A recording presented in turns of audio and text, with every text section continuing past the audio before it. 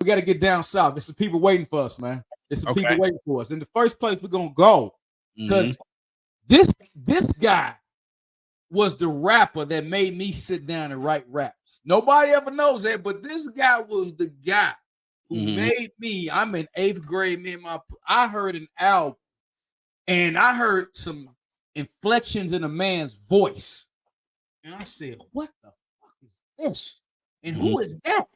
And when this man told me in an album called The Diary, I never seen a man cry till I seen a man die. Yeah. When I heard this man, when I mean, just Jordan and his voice and the way he pulled me in, I said, man, you know what? I got some shit I want to rap about too now, goddamn. Yeah. Indeed.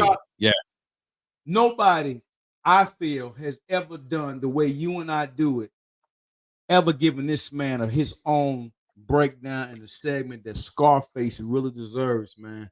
But we gotta we gotta get an OG his credit, man, as one of the all-time greats. He's in my top 5 for sure.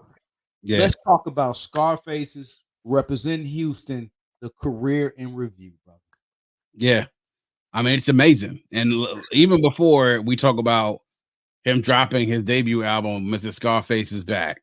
Yes, sir. His beginnings with Ghetto Boys and what they did and what their impact was, right? What their impact was and what it meant to Houston, and also that rap scene, which became, by the time I was out of school, became one of the 2 or 3 biggest rap scenes in the country. It was amazing. And what Scarface does, and I talked about it with DMX, and I did mention him briefly.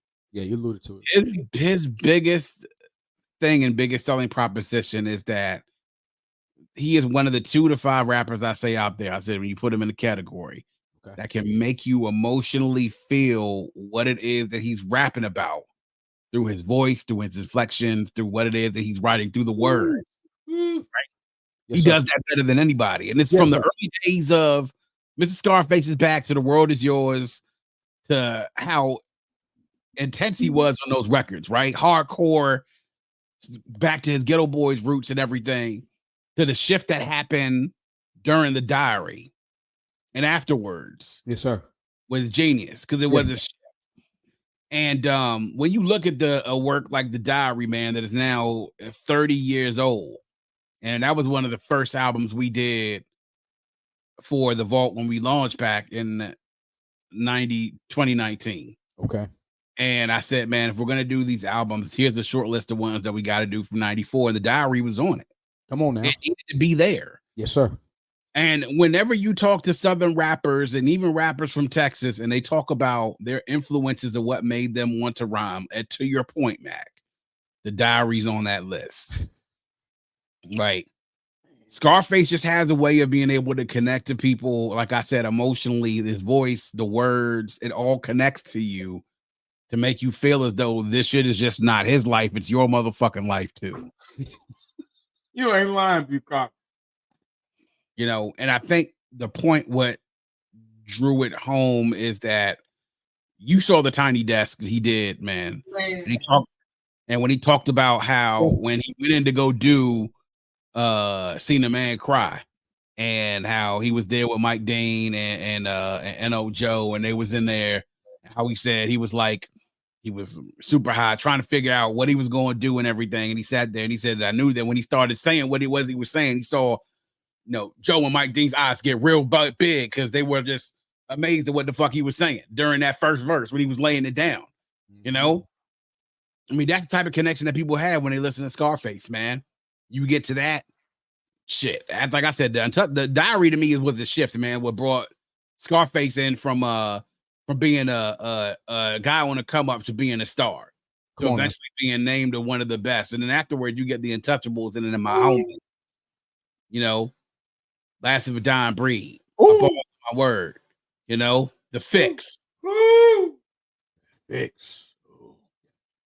I mean, you get a run in there of Scarface putting out some excellent work and some of his most candid and emotional work, and stuff that kind of hits you right there in your soul, man.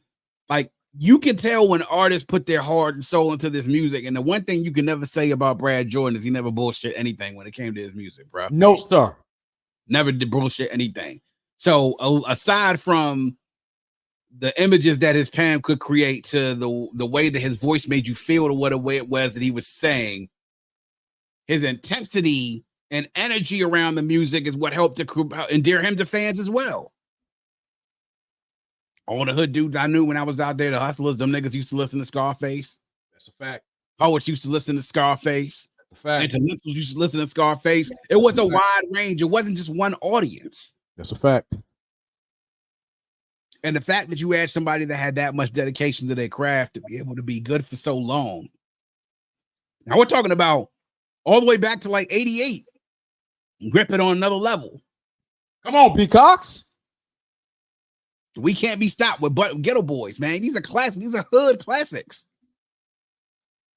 I mean, then you take it to there and getting into the new millennium, continuing to put out music, but they're not willing to sacrifice his integrity for the shit either.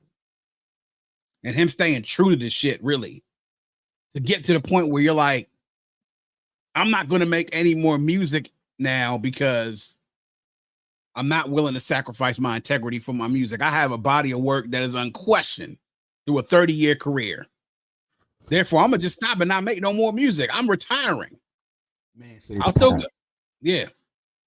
Retire. I'll go into politics. You know?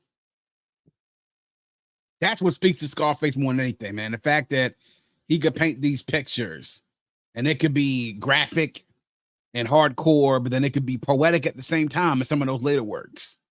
I mean, I always say, man, the golden standard to me is still the fix, man. And, come on, the depth of that project from one song to the next of what you get from Scarface is just amazing.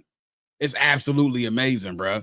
And so when you're able to get that type of complexity from an artist not willing to sacrifice their integrity and going hard for the culture, for and of the culture, no matter what, got to give his props to him, man, because you don't get that a lot in the game. You don't. You do not. Because you couldn't have said it any better, man. And the faces, Chicago and DC, and Jake Prince said this from Rap A Lot on the Rap A Lot. He said Chicago and DC were his 1 and 2 markets, man. Yeah. And Face is big in DC, bro.